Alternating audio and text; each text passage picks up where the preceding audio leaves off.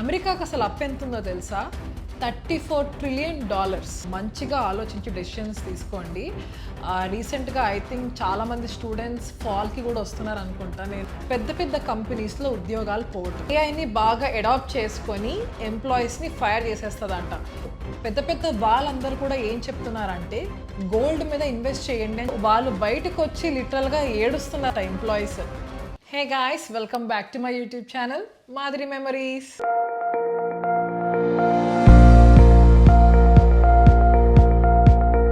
So ఈరోజు video అయితే చాలా అంటే చాలా important.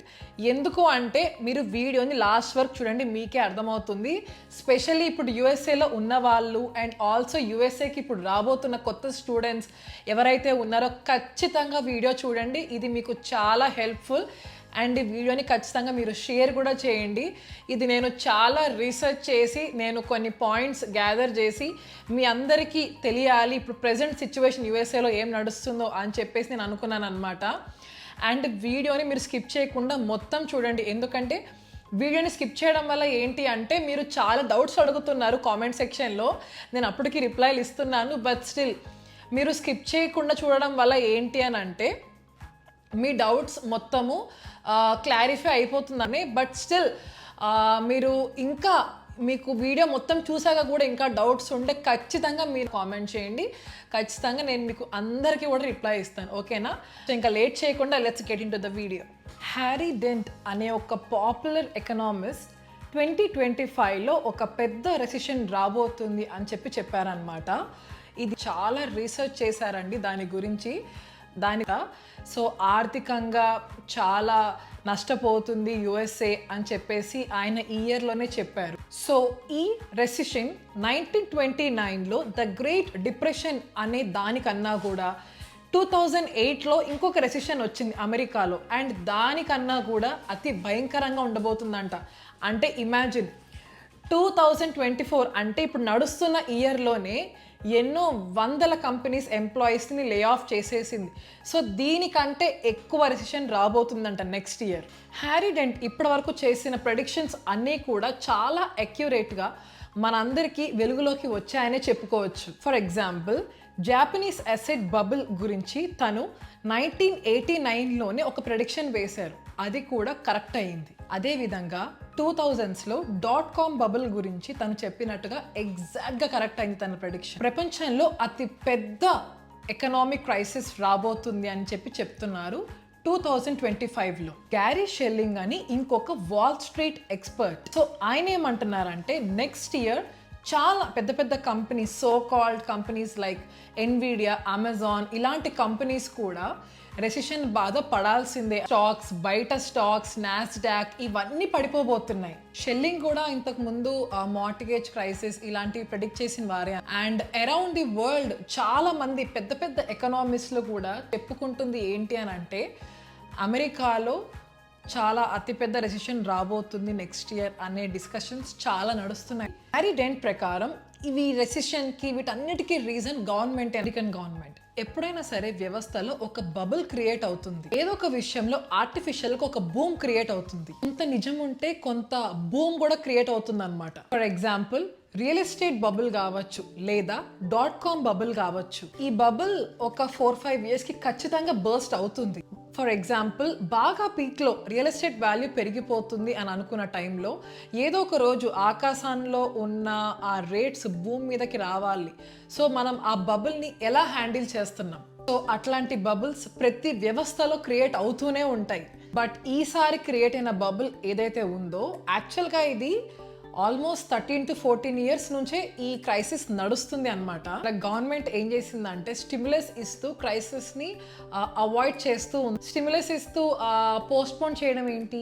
For example subprime lending crisis 2008లో జరిగిన తర్వాత అమెరికన్ గవర్నమెంట్లో చాలా అంటే చాలా డబ్బులు వచ్చినాయి. అదేవిధంగా కోవిడ్ టైంలో మీరు అందరు అబ్జర్వ్ చేస్తే అమెరికన్ పీపుల్ ఎక్కువగా ఇబ్బంది పడలేదు. అమెరికన్ గవర్నమెంట్ డబ్బులు చాలా ఈజీగా ప్రింట్ చేసేసి జనాలకి పంప్ చేసేసి మనీ పాలసీ అని చెప్పి అంటారు. ఎప్పుడైతే జనాలకి డబ్బులు మీద అవసరం ఉందో డబ్బులు పంచేశారు అమెరికన్ గవర్నమెంట్. సో దీనివల్ల ఆబ్వియస్గా ఏమవుతుంది, అమెరికాలో ఇన్ఫ్లేషన్ పెరుగుతుంది. జనాల దగ్గర డబ్బులు ఉన్నప్పుడు ఏం చేస్తారు, ఆబ్వియస్గా జనాలు ఎందులోనైనా ఇన్వెస్ట్ చేద్దామని ఆలోచిస్తారు. For example real estate, stocks, ఇలా అన్నిట్లలో జనాల దగ్గర డబ్బులు ఉండడం వల్ల ఇలాంటి పనులన్నీ చేశారు. అది ఏదో ఒక రోజు ఈ బబుల్ బ్లాస్ట్ అవ్వాల్సిందే. ఈ బబుల్ బర్స్ట్ అయ్యే స్టేజ్ చాలా దగ్గరలోనే ఉంది. సో దీనికి రీజన్ ఖచ్చితంగా అమెరికన్ గవర్నమెంటే.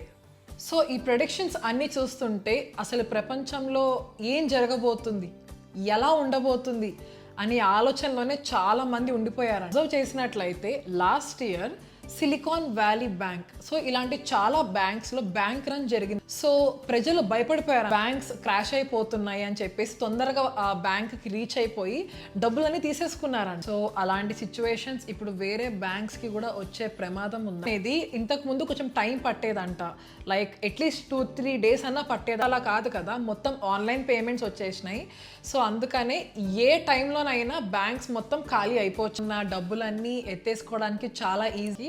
సో బ్యాంక్ రన్స్ కూడా రాబోతున్నాయి. సో వీటన్నిటికి తోడు డాలర్ చాలా వీక్ చాలా బలహీనంగా అయిపోతుంది. బలహీనంగా పడడంతో పాటు central banks including our RBI వాళ్ళ గోల్డ్ రిజర్వ్స్ ఏదైతే ఉన్నాయో, అంటే బయట దేశాల్లో దాచిపెట్టుకున్న ఏవైతే ఉన్నాయో అవన్నీ వెనక్కి తెచ్చేసుకుంటున్నాయి. పేపర్ కరెన్సీ ఈజీగా ప్రింట్ చేయొచ్చు, బట్ గోల్డ్ అనేది అలా కాదు. ప్రపంచంలోనే చాలా తక్కువ అమౌంట్ ఉండేది గోల్డ్. పేపర్ కరెన్సీ అన్లిమిటెడ్గా ప్రింట్ చేయొచ్చు, బట్ గోల్డ్ అనేది ప్రపంచంలో చాలా లిమిటెడ్గానే ఉంటుంది. డాలర్స్ అనే కాదు, ఏ కరెన్సీ అయినా ఒక స్థాయి వరకు వచ్చేటప్పటికి వీక్ అయిపోతుంది, బట్ గోల్డ్ అలా కాదు. సో ఇప్పుడు పెద్ద పెద్ద వాళ్ళందరూ కూడా ఏం చెప్తున్నారంటే గోల్డ్ మీద ఇన్వెస్ట్ చేయండి అని చెప్తున్నారు. గోల్డ్ మీద ఇన్వెస్ట్ చేయమంటే ఆర్నమెంట్స్ మీద కాదు, గోల్డ్ బిస్కెట్స్ వీటి మీద ఇన్వెస్ట్ చేయమంటున్నారు. ఫ్యూచర్లో బెస్ట్ స్టేక్ ఏంటో తెలుసా, రియల్ ఎస్టేట్ కాదు, అండ్ ఆల్సో ల్యాండ్స్ కూడా కాదు. ఎందుకంటే రాబోతున్న ఇంకొక 2-3 yearsలో మొత్తం అన్ని రేట్స్ కూడా డౌన్ అయిపోతాయంట. గోల్డ్ అనేది ఒక మెటల్ కదా, దాని మీద ఇన్వెస్ట్ చేయడం వల్ల దాని రేట్స్ వాల్యూ పెరుగుతూనే ఉంటాయి తప్ప తగ్గదు. సో ఈ విషయాలని నేను చెప్తున్నవి కాదు, చాలా మంది ఫినాన్షియల్ ఎక్స్పర్ట్స్ చెప్తున్నాం అనమాట. ఇదంతా రోజు రోజుకి డాలర్ రేట్ కూడా తగ్గిపోతుంది. అంటే డాలర్ ఎక్స్చేంజ్ రేట్ చూడకండి మీరు, dollar is a payment method. So ఎంతమంది ఎన్ని కంట్రీస్ డాలర్ పేమెంట్ని యాక్సెప్ట్ చేస్తుంది, సో ఇంతకు ముందు ఎలా ఉండేది ఇప్పుడు ఎలా ఉంది అనేది ఒక్కసారి మీరు అబ్జర్వ్ చేయండి. ఒకప్పుడు 1971 ఆ టైంలో ఫారెక్స్ రిజర్వ్స్లో డాలర్ పర్సంటేజ్ వచ్చేసి 83% ఉండేది. ఇప్పుడు ప్రపంచంలో ఉన్న ఫారెక్స్ రిజర్వ్స్లో 58% మాత్రమే. డాలర్ కరెన్సీస్ని తగ్గించుకుంటూ ఇతర కరెన్సీస్ని ఎంకరేజ్ చేస్తున్నారు. సో డాలర్ ఈ విధంగా చూస్తుంటే వీక్ అయిపోతుంది. కొన్ని ఎగ్జాంపుల్స్ చూసుకుంటే రూబుల్ అనే ట్రేడ్, చైనాలో వాళ్ళ కరెన్సీస్ ట్రేడ్. సో ఇవన్నీ డాలర్ని డీడాలరైజేషన్ అనే కాన్సెప్ట్ వచ్చేస్తుంది అనమాట. జనరల్గా డాలర్ ఎప్పుడైతే వీక్ అయిపోతుందో ఎకనామిస్ట్ చెప్పేది ఏంటంటే గోల్డ్ రేట్స్ కూడా పడిపోతాయంట. చూసుకున్నట్లయితే 1 year నుంచి గోల్డ్ రేట్స్ చాలా హై అయినాయి. అండ్ అంతేకాదు గోల్డ్ ప్రైజెస్ ఇంకా పెరగబోతున్నాయంట. ముందు ట్రాన్సాక్షన్స్ అన్నీ కూడా స్విఫ్ట్ ద్వారా జరిగేవి. చైనా వారి ఓన్ ట్రాన్సాక్షన్ సిస్టమ్స్ని తీసుకొచ్చింది, అంటే స్విఫ్ట్కి కూడా ఆల్టర్నేటివ్ చేంజెస్ వచ్చేసినాయి అనమాట. అసలు గ్లోబల్గా రెసిషన్ వస్తుంది అనే దానికి కొన్ని సిమ్టమ్స్ ఉన్నాయి. ఫస్ట్ చూసుకున్నట్లయితే బ్యాంకింగ్. అమెరికాలో టాప్ 4 బ్యాంక్స్ గురించి మాట్లాడుకుందాం. JP Morgan bank, Wells Fargo, bank of America and Citibank. ఈ 4 బ్యాంక్లోనే అమెరికన్ కస్టమర్ బేస్ 45% మంది ఉన్నారు. టాప్ 2 బ్యాంక్స్ ఏంటి అంటే bank of America and JP Morgan bank. ఈ 2 బ్యాంక్స్ రీసెంట్గా చెప్పాయి 4.5 బిలియన్ వాళ్ళు నష్టాల్లో ఉన్నారు. కస్టమర్స్ తిరిగి వాళ్ళకి పే చేయలేకపోతున్నారు. సో ఇక్కడే అర్థమవుతుంది ఏంటంటే త్వరలో బ్యాంకింగ్ క్రైసిస్ కూడా రాబోతుంది అని చెప్పేసి. 2008 రెసిషన్లో కూడా లేమన్ బ్రదర్ కొలాప్స్ అవ్వటం. సో ఎక్కడైతే ఇలాంటి బ్యాంక్స్ కొలాప్స్ అవుతాయో, ఎక్కడైతే ఇలాంటి బ్యాంక్ రన్స్ జరుగుతాయో అక్కడి నుంచే రెసిషన్ స్టార్ట్ అవుతుందన్నమాట. సో అమెరికాలో ఎప్పుడైతే ఇలా బ్యాంక్ రన్స్ స్టార్ట్ అవుతాయో వెస్టర్న్ కంట్రీస్ అన్నీ కూడా చాలా ఎఫెక్ట్ అవుతాయి. అండ్ ఆల్సో ఇండియాలో కూడా ఇండియన్ బ్యాంక్స్కి కూడా ఇలాంటి సిచ్యువేషన్స్ ఫేస్ చేస్తుందన్నమాట. సో ఒకప్పుడు అయితే చైనాలో ఉన్న బ్యాంక్స్ కానీ యూరోపియన్ కంట్రీస్లో ఉన్న బ్యాంక్ వాళ్ళు కానీ వీళ్ళందరూ కూడా అమెరికన్ బ్యాంక్స్లో ఇన్వెస్ట్ చేసేవాళ్ళు, ఎక్కువగా రిటర్న్స్ వస్తాయని చెప్పేసి. బట్ ఇప్పుడు అలా కాదు కదా, సిచ్యువేషన్ మారిపోయింది కాబట్టి ఇప్పుడు అందరూ కూడా లాస్ అయ్యే సిచ్యువేషన్లోనే ఉన్నారు. వారెన్ బఫెట్ కూడా చెప్పారు దట్ అమెరికాలో చాలా పెద్ద రెసిషన్ రాబోతుంది అని చెప్పేసి. సో అమెరికాలో బ్యాంక్స్ క్రాష్ అవుతాయి, స్టాక్ మార్కెట్స్ పడిపోతుంది, రియల్ ఎస్టేట్ కూడా పడిపోతుంది. 2023లో కూడా సిలికాన్ వ్యాలీ బ్యాంక్ ఇలాంటి పెద్ద పెద్ద బ్యాంక్స్ కూడా క్లోజ్ అయిపోయినాయి అన్నమాట. సో ఇదే ఒక సిమ్టమ్ అని కూడా చెప్పుకోవచ్చు రెసిషన్ రాబోతుంది అని అనడానికి. రెసిషన్ వస్తుంది అని చెప్పడానికి రెండో సిమ్టమ్ ఏంటంటే గ్లోబల్ సావరిన్ డెట్ క్రైసిస్. అంటే దేశాలే దివాలా తీయటం. అంటే అమెరికాకు అసలు అప్పు ఎంత ఉందో తెలుసా? $34 ట్రిలియన్. ఇలా ప్రపంచంలో చాలా దేశాలు అప్పుల్లో మునిగిపోతున్నాయండి. థర్డ్ పాయింట్ వచ్చేసి టెక్ లే ఆఫ్స్. అంటే పెద్ద పెద్ద కంపెనీస్లో ఉద్యోగాలు పోవటం. ఆల్రెడీ చాలా వీడియోస్లో చెప్పాను కదా, ఐ థింక్ జాబ్ మార్కెట్ వీడియోలో కూడా నేను చాలా పాయింట్స్లో చెప్పాను ఏంటంటే జాబ్ మార్కెట్ రోజు రోజుకి డౌన్ అయిపోతుంది అని. ఎందుకు అంటే ఇదిగోండి ఇవన్నీ రీజన్స్ వల్లే అనమాట. సో చాలా జాబ్స్ పోతున్నాయి, చాలా మందికి ఎట్లా పెద్ద పెద్ద కంపెనీస్ గూగుల్, అమెజాన్, మెటా లాంటి కంపెనీస్లో కూడా చాలా మందిని ఫైర్ చేసేస్తున్నారు అనమాట. అండ్ జాబ్స్ పోవడమే కాదు, కొత్త వాళ్ళని హైర్ కూడా చేసుకోవట్లేదు. And also part time jobs కూడా దొరకట్లేదు. అండ్ ఇప్పుడు దీనికి తోడు ఏఐ వచ్చింది. సో ఫ్యూచర్లో ఏఐ రావడం వల్ల ఎన్ని అడ్వాంటేజెస్ ఉన్నాయో అది ఇప్పుడు అందరూ చూస్తున్నారు. ఇప్పుడు ప్రతి ఒక్కరి లైఫ్లో ఏదో ఒక విధంగా ఏఐ వాడుతున్నారు కదా, ChatGPT ఇలాంటి వాటిల్లో. సో ఇప్పుడు సాఫ్ట్వేర్ జాబ్స్ చేస్తున్న వాళ్ళ పరిస్థితి ఏంటో ఒక్కసారి ఆలోచించండి.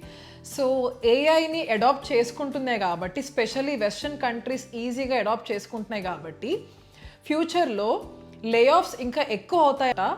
సో ఏఐని బాగా అడాప్ట్ చేసుకొని ఎంప్లాయీస్ని ఫైర్ చేశారు. అందుకని ఏఐ నేర్చుకోండి అని నేను జాబ్ మార్కెట్లో ఆల్రెడీ చెప్పాను.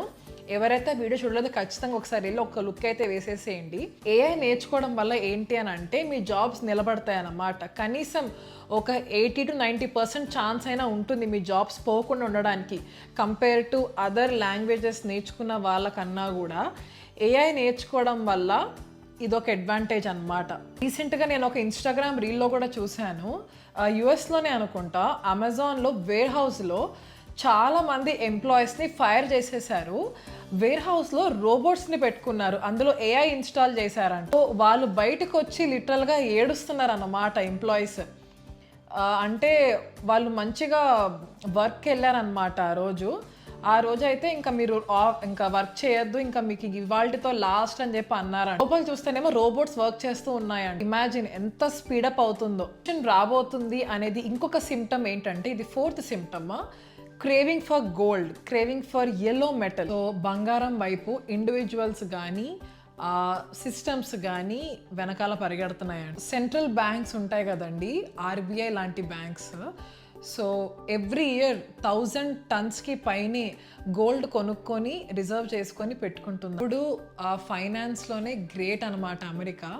బట్ 1970s 1980s ఆ టైంలో తగ్గుకుంటూ వచ్చింది. 1979 1980కో చైనా మ్యానుఫ్యాక్చరింగ్లో కింగ్ అయిపోయిందండి. సో చాలా మ్యానుఫ్యాక్చరింగ్ కంపెనీస్ అమెరికాని వదిలేసి చైనాకి పరిగెట్టాయి. సో స్లోగా 2000s ఆ టైంలో India have become the front office of the world.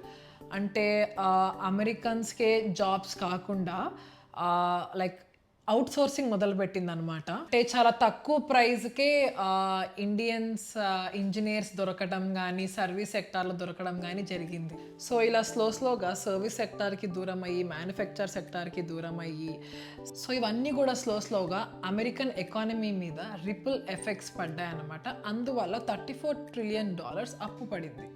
So వీటన్నిటిని మీరు దృష్టిలో పెట్టుకొని మంచిగా ఆలోచించి డెసిషన్స్ తీసుకోండి. రీసెంట్గా ఐ థింక్ చాలామంది స్టూడెంట్స్ ఫాల్కి కూడా వస్తున్నారు అనుకుంటా. నేను ఇన్స్టాగ్రామ్ రీల్లో చూశాను, చాలామంది ఉన్నారు హైదరాబాద్ ఎయిర్పోర్ట్లో నేను చూశాను. But anyways all the best. మీరు కొత్తగా నా యూట్యూబ్ ఛానల్ చూస్తున్నట్లయితే ఖచ్చితంగా సబ్స్క్రైబ్ చేయండి. అండ్ ఈ వీడియో చాలా ఇన్ఫర్మేషన్ వీడియో కదా, సో షేర్ చేయడం మాత్రం అస్సలు మర్చిపోవద్దు. అండ్ లైక్ చేయండి. లైక్ చేయడం వల్ల ఏంటంటే మన వీడియో చాలా మందికి రీచ్ అవుతుందన్నమాట. రాబోతున్న స్టూడెంట్స్ అందరికీ కూడా all the best. So think wisely.